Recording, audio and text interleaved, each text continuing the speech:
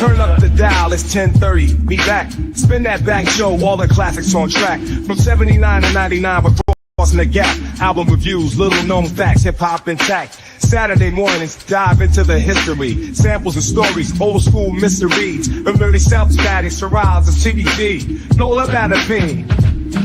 Turn it up, let the vinyl spin.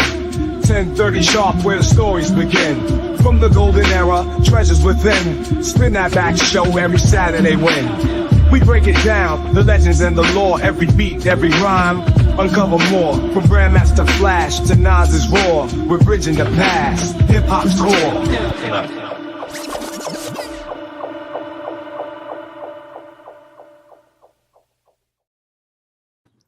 All right, so it's 10:30 on a Saturday morning. Must be the Spin That Back show, and yes, it is. Me and Mr. Nice Guy up in here today. What's going on, Mr. Nice Guy? Oh, chilling. Here to give some props to one of the greatest of all time. So, that's what's up. Oh, yes, sir. Speaking on the greatest of all time, one of the greatest of all time. Honestly, we got to say this. We're going to be talking about, first of all, we're going to talk about Big Pun. And mostly Capital Punishment, because this was released in the time frame that we talk about. This was like, 98, 99? His other albums came out like post-2000, so we're not going to even dwell into those. But he only had like 3 albums, for real. Really, I think 2, honestly. It's kind of like him and Big, after they died, they put out that posthumous album. So I only count out, Biggie has having 2 albums, for real. And the same thing I say with Big Pun. But we want to put the focus on the Capital Punishment. And one thing that needs to be said is, if you put Biggie up there as a legend, you got to put Big Pun up there as a legend too. Can I get an amen on that? Spin that back one. Absolutely. There's no way. Because, he was that dude. In fact, I'll talk about it a little bit later, but I'm just saying lyrically, he was on a whole nother level. Yes, sir. And like I said, we're going to talk about this for one album, The Capital Punishment. I got to actually pull it up here. But yeah, this was a classic album out right here. Classic songs and everything. Starts off with, I think, an intro, right? Got a little intro. Yes. So, they love those skits and stuff. Me, as a consumer of music, I tend to skip over them, but he definitely did that. Yeah, I tend to skip over most intros too back in these days. Then he had that one song called Beware. Whew, I love this song. I don't like it. I love it. To me, it's a banger.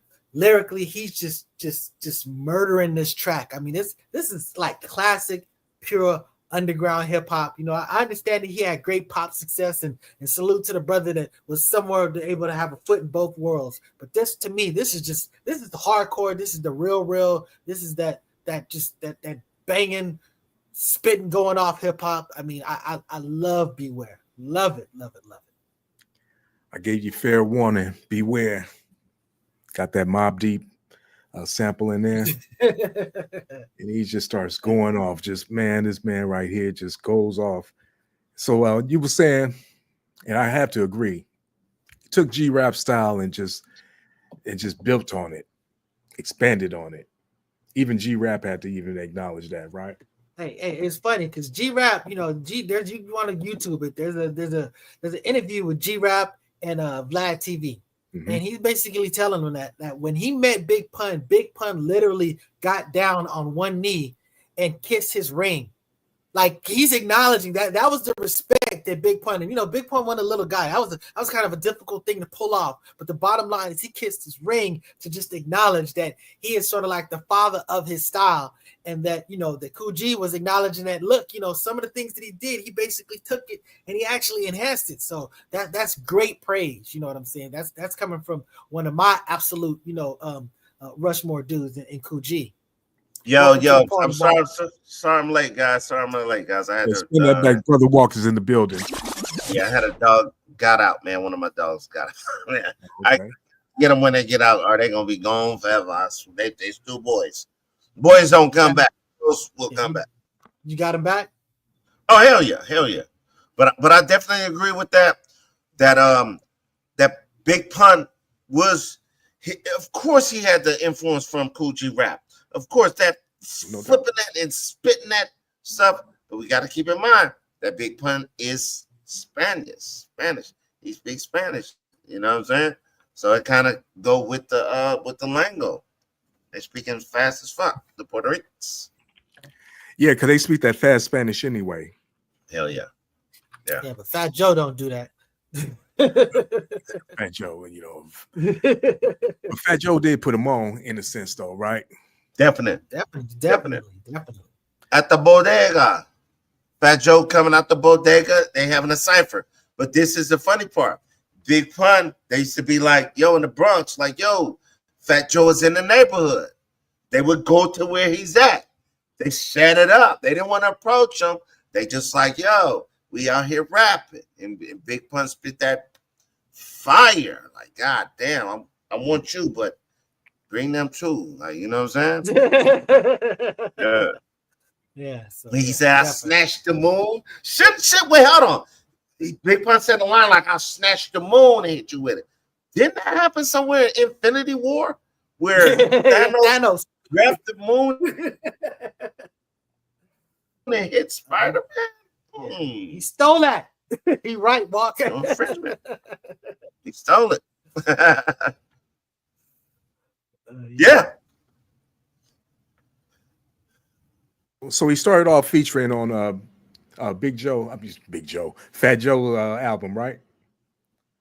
Didn't he do a feature on one of Fat Joe's albums? Yeah, definitely. I think he did. I should Jealous probably Ones, the particulars, but yeah, he was the one that basically put him on. You know, the TS, Terror Squad. But yeah, no, just Google first Big Pun song.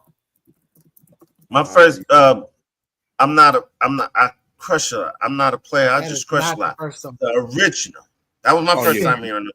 One with the that was my first time hearing them. Yeah, with the OJ sample. You're my darling, darling, baby. Darling, darling, baby. What was that? Was 96?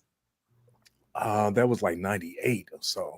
Nah, it was in 98, bro. No. That's the album. That's when the album dropped. What you're saying is that the single dropped before that. That's what you're saying? The single dropped first. The single, that shit was killing the summer. I'ma say 96, bro. I gotta say 96. I'm trusting of your timing. You're pretty highly reliable on that end. That's like a big jump from 2000. I mean, from 96 to 98. That's like really sitting on something. But hey, stuff happens. You know what I'm saying? No, that's how they remember. But see, now it's like you just drop an album and you famous. Yeah, back then it was like you got to work the shit. Wait. Yeah, because you get single deals before you even get. Go ahead. What were you about to say, El Poo? You look like you 97. 97. Close. There you go. It was a compromise. Meet you in the middle. In the middle. So, you know. Wait. Like the price is right. The lower price wins. He got you there. Well, that was the first time I heard him actually, because when I first heard him start spitting, I was like, man, this dude right here is something serious. For real. Then before I heard his album, I don't know what the sequence was back in those days, but I just heard him on other stuff like Off the Books with the Beat Nuts. Oh yeah. Shout out to the Beat Nuts. That's a little later. We can put it down. It probably was. Like I said, I don't remember the time frame, but I just remember the songs and everything. Yeah, that's 2000. That yeah, baby. I fuck with Pun. Hey, hold on. Let's go to the album. Like I got flack. Remember the back of John Boy Garage, Mr. Elful. You remember that? Sure. I got flack because the same date that Big Pun album was released, guess who came out from the West Side Connection? Dove WC. Dove C released the album, and I was in Warehouse Records.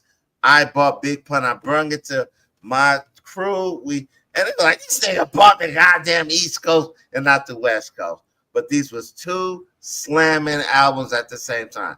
I chose Big Pun. Big Pun shit was hot. The Punisher, man. I love that shit. Hey, man, yeah. I love Dub C, but I don't think he was on Big Pun's level. So, I think you did right.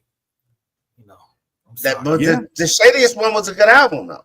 Yeah, I ain't taking away from him. I'm just saying that, that's And again, I tell you this, as a rapper, it's not about necessarily being the greatest spitter. Because I remember Nice and Smooth. They used to talk about, look, you have fun saying our songs. They may not be the most sophisticated songs, but our songs are basically what a later generation referred to as bops. And I completely, totally get that. Biz Markie was a master of his lane. He didn't have to be Cool G or Big Daddy Kane or anything like that. So, I get it. But I'm just telling you, Big Pun, I mean, we're going to talk about lyrics. I don't know if that's going to be our 5 minutes of funk, because I was just suggesting it's a 5 minute funk. We talk about, Big Pun versus Biggie. So, So, anyways, but what were you about to say? You want to come back to this album? Yeah, let's go back to the album. So we was talking about Beware first. We had already jumped on that when you came in. Fire.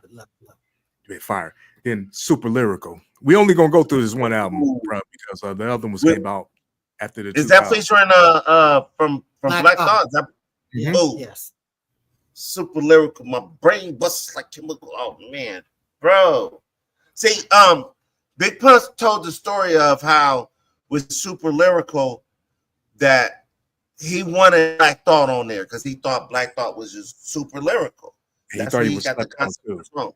And a lot of people, when he was saying he got a song super lyrical, because him and Cannabis was cool. Cannabis and Big Pun was cool. They thought that he would want Cannabis on that song, super lyrical. That would have been fire too. But yeah, it's footage. Big Pun telling that story. You know what I'm saying? They all knew each other. DMX, Mos Def, they got the cipher. They was around the table. Cannabis. That's a dope ass cipher. That's a dope ass cipher right there. Yep. When DMX was like, "Hey boss, don't stop being greedy." They saying that the most, goddamn. Yeah, Super Lyrical. I love it. My thing is this. My only hang up with Super Lyrical is that it follows Beware. Because I mean, Beware, I don't know. I really hit the beat and the lyrics, whatever. Super Lyrical, I love the theory of it. I like the execution of it. It's just that, man, it's just the shadow of Beware. Sometimes a song hits so hard, it makes the other songs, it takes away from them, for me personally.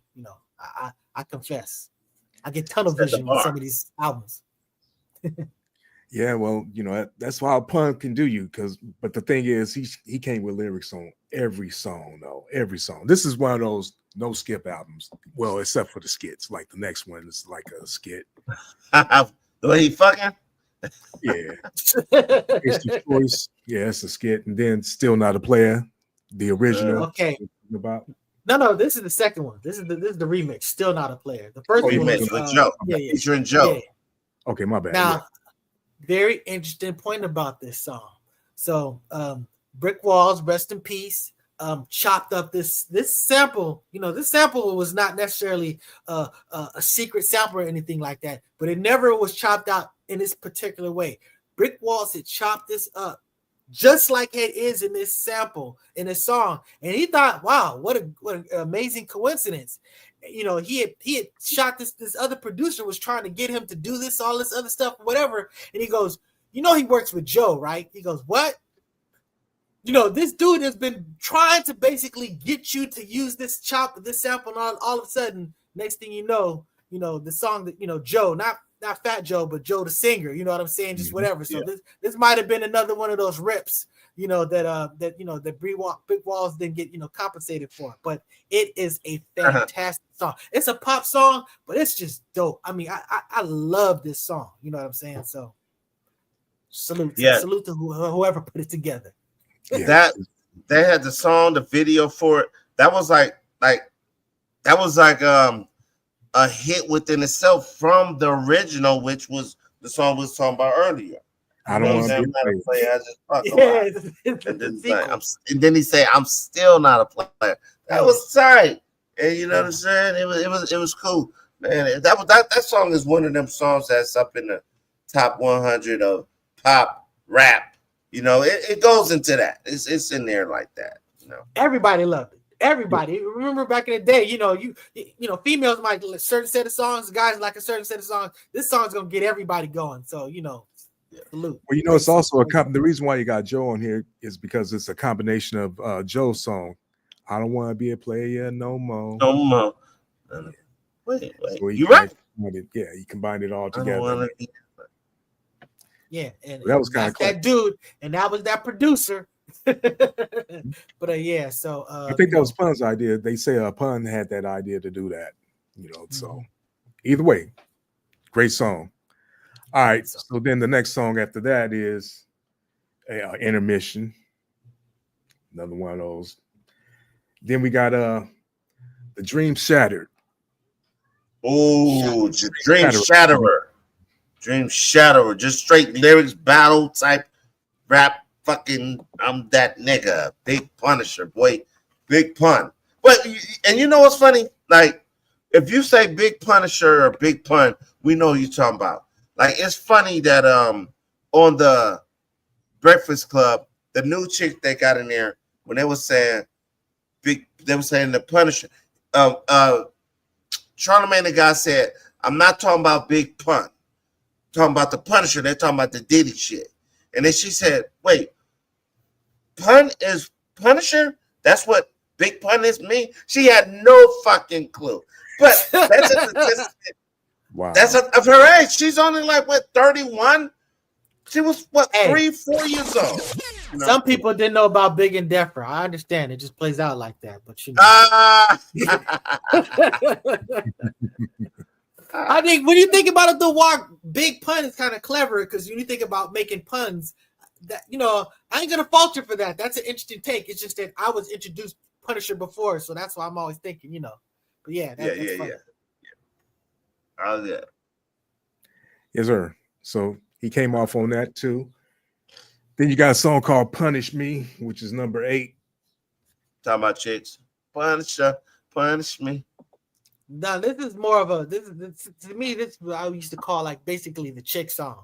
This is the more slower song that you this is the audience that you're kind of playing to, the more, melodic, slower type, sort of joint. So to me, that's I call it a change up on the album, but it's dope.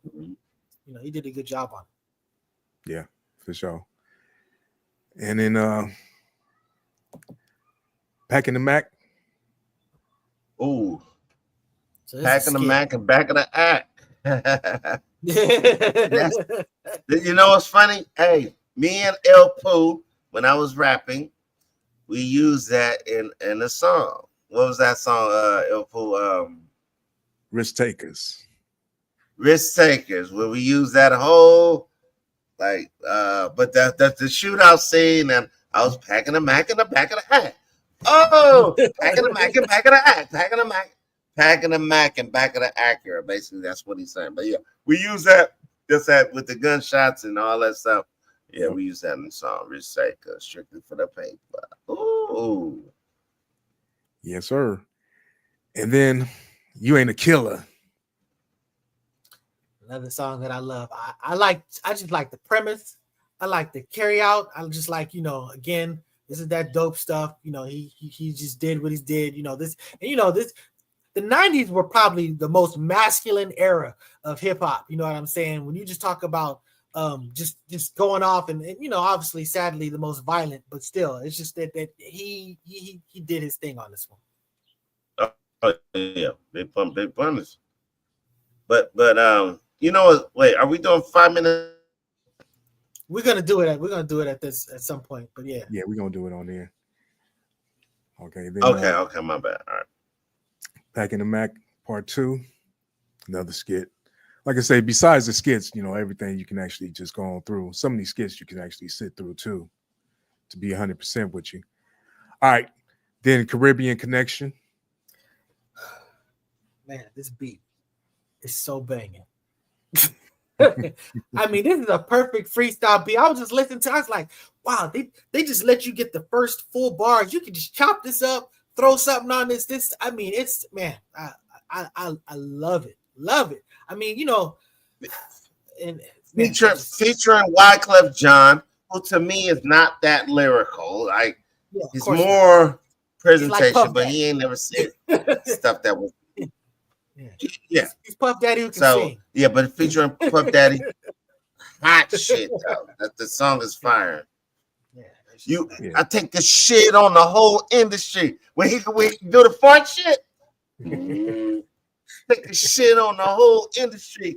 Who got more records than Pun? Oh, Pun, yeah, yeah. Then you got we down to number 13, Glamour Life.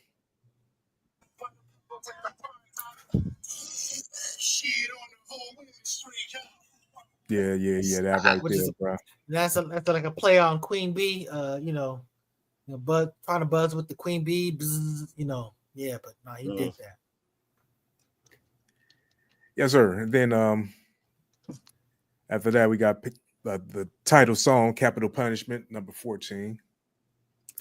Solid. I mean, you have a classic album like this, and then you have the feature song with the name. I forget what they call that. That's the kind of a lot to live up for. It's definitely not on the tops of the songs on this album for me, but right. it's a solid song. Solid song. All right. Then you got the Uncensored with Funkmaster Flex. And then you got Walk. I don't know about that guy Walk. Funk Flex? Yeah. I don't know about it. I mean, Funk Flex was a fixture. Funk Flex is undeniable, man. Like, He's even a though legend. he said about a hack and all that bullshit, he been this 1998 talking about.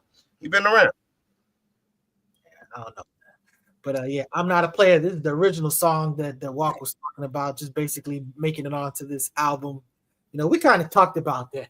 Let's get to the song. This is the song that I wanted to get to. And you know what? I would read the lyrics for you, but I know that we got Walk on it. He's going to want to have to say his little line from this song. So, this is Twins. This is basically their remake of Deep. And this is literally one of the most famous sort of like, bars like of all time. Like literally Hall of Famer. You know which one I'm talking about, right? Walk, right? Yes. So what, dead in the middle, a little Italy, little Italy. Wait, hold on. I gotta get ready. Dead in the middle, a little Italy, little did we know that we riddled two middlemen that didn't do diddly. They said it much faster than that. Yeah, the way that he did it, I mean, it's just, man, it's just, and it's just like, what I love about the video is that they're doing what they're doing, but once he spits that bar, it just focuses on his mouth like, yo, check this out. He's spitting right now. This is some classic moment that's playing out right now, and they just focus on that, and I mean that was dope. So again, this dude, he was that guy, and that this is one of his shining moments. You know what I'm saying? So yeah, and I know Brick Walls. I mean not Brick Walls. Sorry, my brother Leroy. He's like, yo, man, I think this is better than the Dre and Snoop version. Yeah, so I know that the East Cats, yeah. So yeah, I'm about to say a lot of the East Coast cats will think that for sure. But you said it right there. What do you think about that, Walk? I don't think that's kind of ridiculous to even mention or say, because it's like, come on now, that was Snoop Dogg's first song. Like, you know what I mean? Deep cover. And he was just going by some stuff he heard. I mean, I don't feel that these two songs are even remotely connected, to be honest with you. 2 out of 3 is better.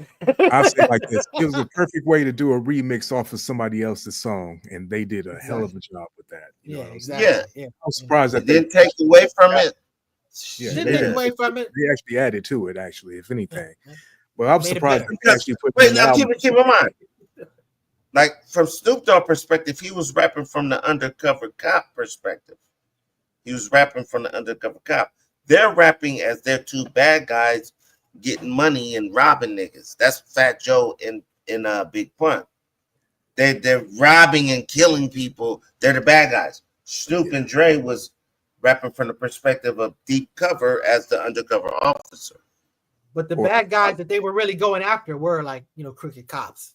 Yeah, exactly. That was the crooked cops were the ones. They wasn't the undercover cops. They were actually trying to get the undercover cop. Yeah, exactly. Dead in the middle, again, little did we know that we riddled two middlemen that didn't do diddly. Yeah, but when you go to the first line, where basically the cops that basically said it, the very first line is ready for war, Joe. How you want to blow this spot? I know these dirty cops that'll get us in if we murder some WAP. Whoops, I didn't mean to say that last part. But the bottom line is, the dirty cops is the one that gave him the job, and like you said, that whatchamacallit is basically saying these two middlemen that didn't do diddly. But yeah, so that's what's up. But and again, so the good guys are bad guys. Sound like bad guys. They were bad guys. Both of them was bad guys. Killing undercover cops, but still, Snoop Dogg's in the video, twins, by the way. So it's a nod to the fact. And Snoop, right? Salute, Snoop. Snoop, every guy. Hey, Snoop is the man. So give it up to Snoop. Yes. All right. Salute. So that was a hell. Have we done Snoop Dogg? I don't think. Have we? No, I don't think we did. Oh, I think we actually. I think we did. I think we did do okay. Okay, maybe you guys in the earlier renditions, but go ahead. Sorry, I didn't mean to distract your train of thought, my brother. No, you all good. So yeah, so when I first heard that right there, I was like, man, this dude right here is I had to bow down. Like, this dude, as far as New York, he brought New York back to the plateau. You know what I'm saying? Big Pun was just the ultimate artist at the time, basically. Wasn't as big as Jay-Z, but he did go double platinum. You know what I'm saying?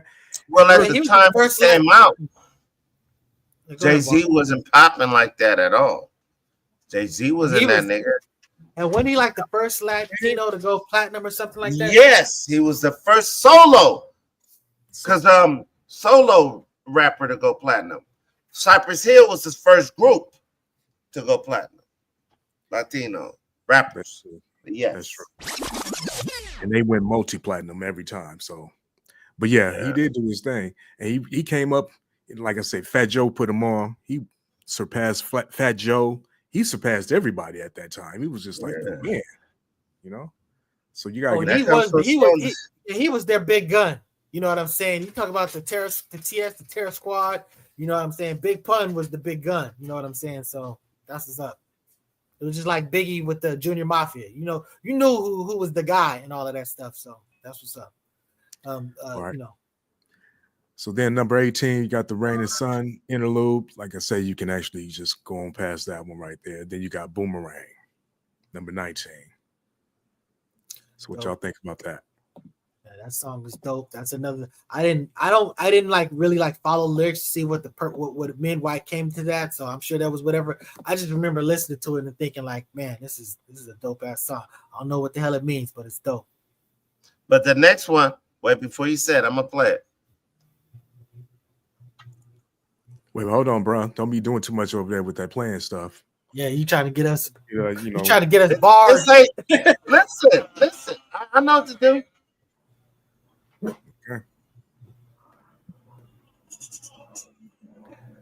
All right. That's Nori and Big Pun. You came up, yeah. No, Big Pun featuring Nori. I love that song. That song was a definite hit. Yeah. Definitely hit, big hit out there. Puerto Rock, baby, in Puerto Rico and in New York City. It didn't bang that much out here, but I remember he used to let us on. That's when Nori went solo with what, and he featured on the Big Pun song. Yeah, we gotta do spin that back with Nori. God damn, Nori been. You gonna do Capone and Noriega, or just gonna do Capone? I mean, you just gonna do Nori. No, we gotta do Capone and Nori. Yeah. I was saying. That's how you do it. Yeah. I mean, they did their thing. Yeah, you got. Yeah, for sure. But I gotta listen to them because I really don't. The lineup on this next song, man. Ooh, this is my favorite.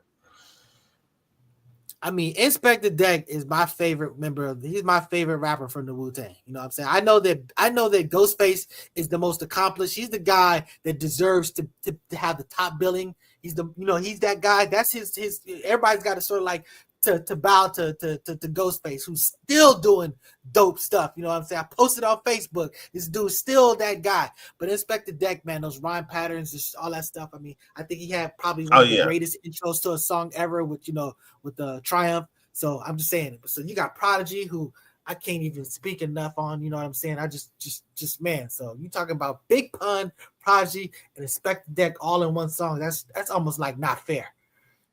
That's treacherous. And how they say, let's wake you up, and they use Rakim sample. Wake you up, you seen something, remember me, the one you got your idea from. That's the hook. That's the hook. Treacherous. Prodigy, they killed it. I like Inspector Deck verse best out of all these. Even though Prodigy came on, Prodigy killed it. But I just like Deck, man. I'm telling you, that's the Rebel INS, man. I love that dude. Pause. But go ahead, so. So Pun put a deck on there and everything, put it all together, and they came out. Unlike Pac, who took Deck off. Oh, spin that.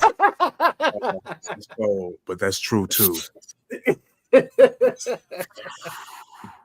Yeah, in case you know what we're talking about. Yeah, there was a song with I guess with Daz and with Pac. I forget what the name of the song is. Oh, I got my mind made up. It's on the All Eyes on Me album. Yeah, so Inspector Deck had a verse on it. And Pac was just like, get that fool off. Why are you putting him on there? Something like that. But Daz was like, you know what? I'm going to still keep his ad-libs. So you still hear Deck throughout the song. You know what I'm saying? So, that's what happened. Right. Then you got 22, Charlie Rock Shop, which is another skit, more or less. All right. And then you got Fast Money. He going off on there, too. Still here? Yeah, no, I'm still here. I'm just thinking about Fast Money. I'm trying to recall. I remember the particulars. Unfortunately, at my age, these things kind of blend together. But yeah, I think actually going to the next Fast Money. I don't remember that one. It's I don't remember, but it's on a list. So sometimes they like reissue an album and will put more stuff on it. So that might be playing a part. I just may not be remembering it. I was semi distracted. Go ahead, Walt. It ain't important. It's not really important. That was just one of. Well, it had Cuban Link on there. If that means anything. It's a filler. But the next one was a filler too with Busta Rhymes. I didn't remember Busta Rhymes was on parental discretion. Yeah. So yeah. Parental discretion is advised. Busta is one of the dopest. Cover your eyes. So that's an accomplishment in there. Dope. Yeah, this album. To me, this deserved to be like a 5-micer. I don't know if they were even doing that still at that time. But this is one of those, so it's just, man, I just salute to Big Pun, his legacy. It's funny, the day that he died, I was in the line, me and a few of me, Leroy, my homeboy Marcellus, we were in the line at to see the preview of it, how they do, I forgot what it was, a pre-screening of dang, I forgot, it was a rap movie with Mary J. Blige and Fat Joe and I mean it's and Q-Tip, and it was terrible. But I remember him walking up and telling us that Big Pun died that day, and just basically the whole line, everybody was just like, it was a gut punch. So that's what's up. Okay. Prison Song. That was the movie. They fixed it. So if you see it now and it's not as terrible as it was, they fixed it because we were complaining about it. I mean, like literally, still people bad. were just yeah. When you name the name, yeah, with Q-Tip, I remember that movie. Dude. Dude, I remember we were in the audience, and I remember no one knew it was going to be a musical, so that was like messing us up. So there were parts where like some dude was like in there going, I feel a song coming on, and everybody's like, it just, I'm just telling you, that was so comical because there were certain points in that movie where people just was like, I'm out, this is all I can take. But they didn't go home. Yeah. They waited because they wanted to fill out the questionnaire to explain. We literally had like one of them meeting, so to speak, just to deal with the trauma of that, crappy movie. Because I definitely had to walk out at one point when Q-Tip and dude in prison started to go to a place that I just, I was like, I'm out. So, but yeah, it's Prison Song. It was terrible. It was worse, Walk. You got a better version. So yeah. So that happened. All right, so that's pretty much that album right there. Let's talk about some features that he was on. So it was actually, let's see, 97 when Off the Books came out. So he was on there with the Beatnuts, and he took over that too. Great song. Classic. Beatnuts, classic hip hop producers, classic, dope group. I always think about, John Wayne couldn't even stand the Reign of the Tech. That was my joint on there. There was a bunch of joints on that first little Beatnuts little EP. I don't know if it wasn't an album, but it was some classic joints on it. Yes, sir. He was on Symphony 2000 with Cool G Rap and KRS-One. Wow, really? Yep. Damn it! Now I need to go Google and find that. I know. Honestly, I never heard of that. So he did a lot. Yeah, he did a song with Ashanti. I bet you KRS-One got worked on that song. Wait to hear it. He did a song with Naughty by Nature. We Can Do It, and on the 1999 album. Dope title. Did a remix with Ricky Martin for Living La Vida Loca. Really? Damn. That was a big ass song, 98, man. It was a big song. And Walk's response is my response. Yeah, Walk's response is my response. I ain't got to say nothing else. Exactly. I heard this one. Big Pun had went double platinum and everything on that first album. He was actually living big and everything. Well, I mean that figuratively, because he was small at one point. I know, looking like I'll Be Sure right there. Check him out. You know what I'm saying? And it's just like, man, this dude, when you had the complicated life, growing up and everything. Around about 14, 15, he was like kind of home. In fact, he was homeless and everything. And then around his 18th birthday, after he turned 18, he was like in a desperate situation. He had called his lawyer. And his lawyer was like, man, been trying to find you, because he had some type of accident when he was like 4 or 5 years old. He had failed or something. And he had got a settlement for $500,000. So he had came up. He got hit by a car. Well, he got hit by a car. Yeah, something had happened to him. But yeah, he had got a $500,000 settlement. And him and his girl moved into an apartment and everything. And she said that's when he just started eating and getting bigger and bigger and bigger. And he got so big that he couldn't even climb up the stairs. And I was looking at this documentary yesterday on him. Wait, let me quote Jeff Hardy, the wrestler Jeff Hardy. Burger after burger after burger. Yeah, that's tough, man. Yeah, Rest in peace, big man. Go ahead, my nigga. Yes, sir. So this dude got, he got extra big. Look how big this dude was, man. This dude was like, man, just ridiculous big. Got like maybe 400-500 pounds. Well, and on that note, it was immortalized in 50's first song, How to Rob. He said, I rob Pun without a gun, snatch his piece and run. This nigga weigh 400 pounds. How he gonna catch me, son? So, so he was immortalized with 50's intro to the world. So yeah, that's what's up. 50 was a fool for that one. Everything he said on that song was real, though. You know what I'm saying?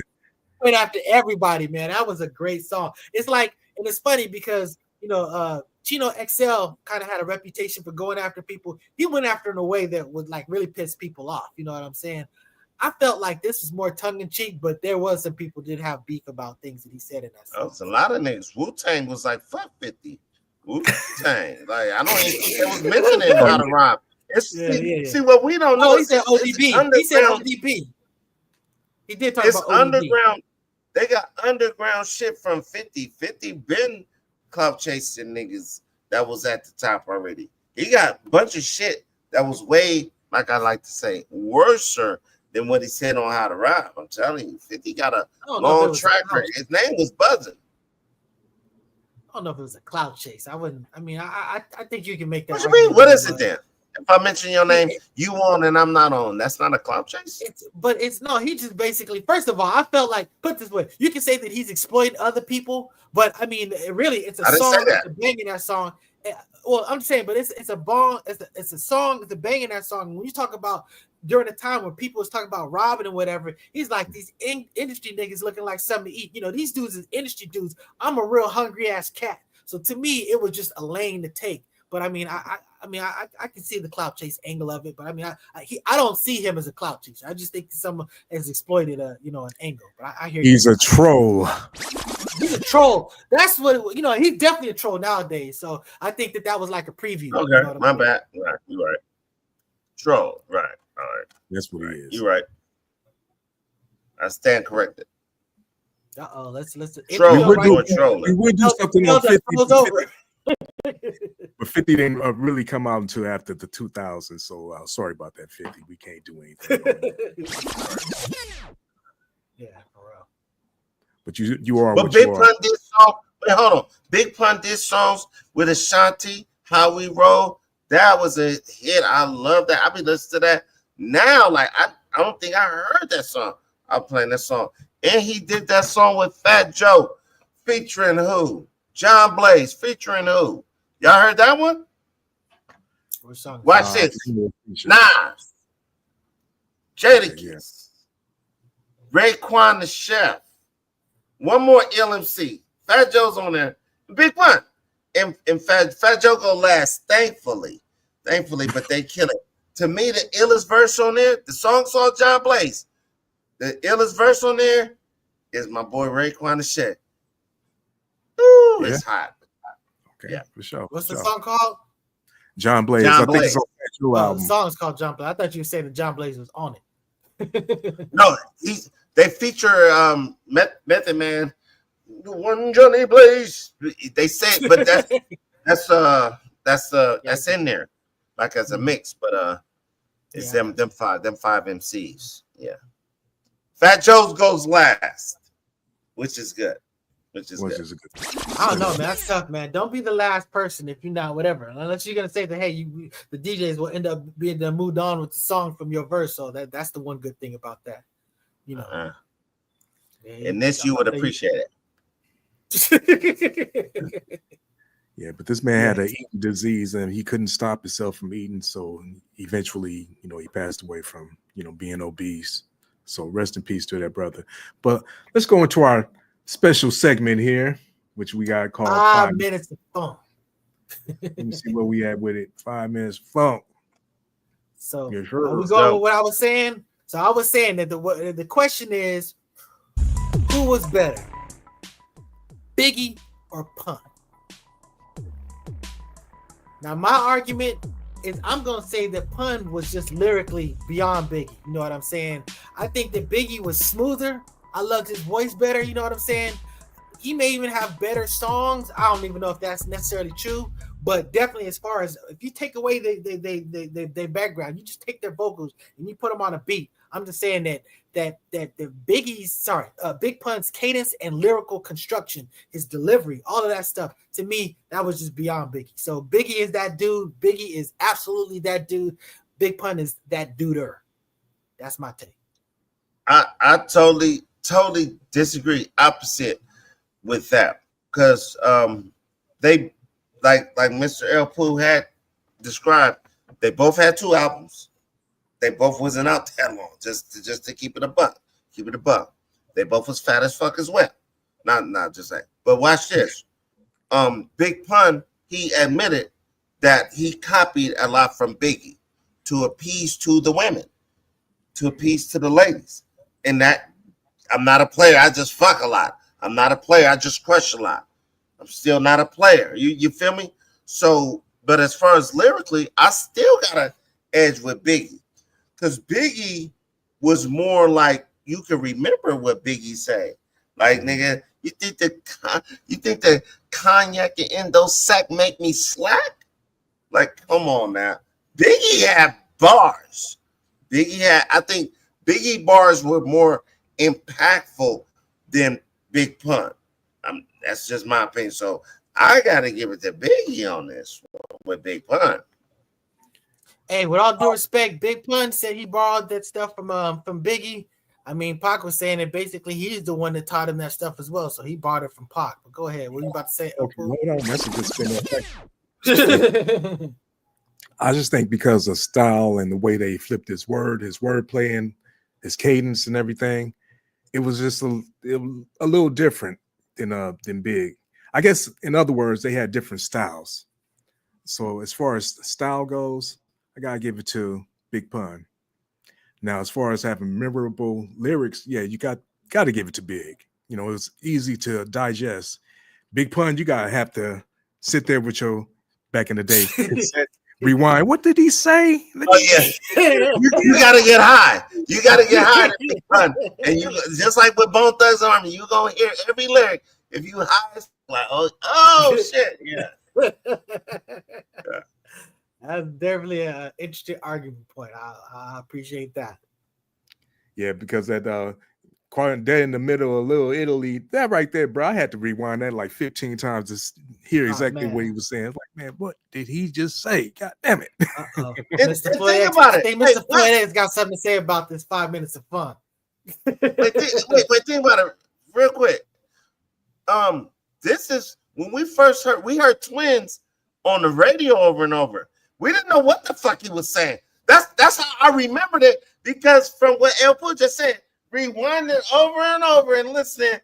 Dead in the middle of Little Italy. Little did we know that we riddled two middlemen that didn't do Italy. Shit. Yeah, I was a band. They killed their own niggas. Yeah. And it's true. Exactly. So yeah, like I said, yeah, man. Yeah. You know. Yeah, he's that dude. He's that dude. Like I said, when Cool G says what he says about you, to me, that establishes it right then and there.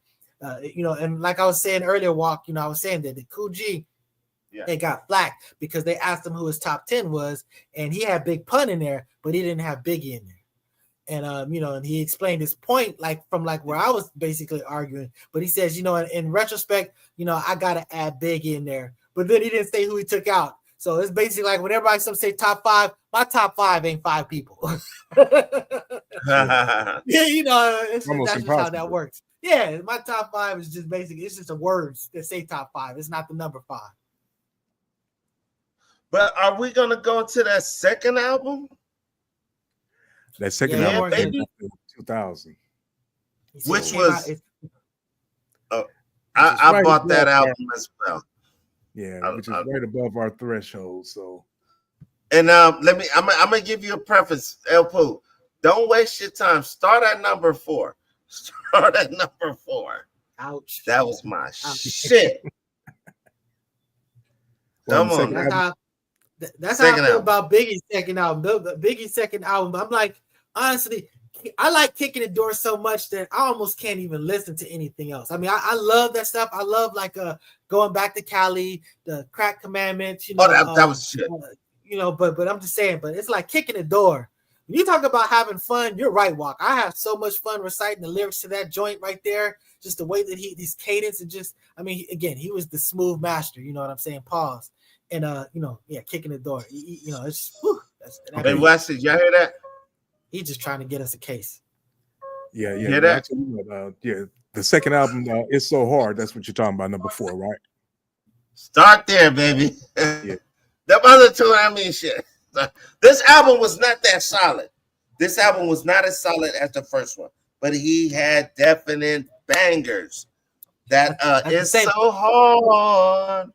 Well, he said, I just lost 70 pounds. I'm trying to live. I'm trying to live. He lost 100 pounds. I thought I lost 100 pounds. Yeah, something like that. Yeah. Hey, and he went to like a rehab or something for, you know, for overeating and everything, like a fat form. He should have gotten some. I don't know if he was healthy enough, but he should have went and did the gastric bypass. You know, like a homeboy from Power 106 did. Yeah, like Big Boy. Yeah, Big Boy became Little Boy. Yeah, the big head. You know, it may not look natural, but he's healthy. Damn it, he's here. He ugly. Hey, it's like you condemned to being ugly as fuck for the rest of your life, but you're gonna live. Yeah, y'all heard that story Big Boy told? Say that he was so big one time he went to jail and he had a gun under his belly. Ouch! Man, that's crazy. And they couldn't even find it. Yeah. Ouch! You fuck around, they find it. That's your answer. You only get one use of that motherfucker. Yeah, but you know, that might be the one you need, man. Yeah, for real. That might be the difference of you being here and not being here. So but a shout out to the legend. Go ahead. Oh, he's talking to his dog. Mark Cram Karn, the sixth. Thank you for being here, brother. I'll be back. You know what I'm saying? We won't be. Let's come to the end of this one right here, man. Make sure you hit that subscribe button and everything. We do appreciate that. So with that being said, I think it's about that time for us to break up out of here. So we'd like to thank y'all for joining us here this weekend. Next weekend, we're going to come with another banger for y'all on the Dat Back show, 10:30, right after the Focus Up show at 9 o'clock every Saturday morning. Please hit that join, like, subscribe, and all that old good stuff. And leave a comment. Just say, hey, I see you. Something, all right? Anyway, with that if you got some suggestions, we're here for it. So, that's what's up. Yes, sir. Just remember, 1979 to 1999. Hip hop. That's where it is.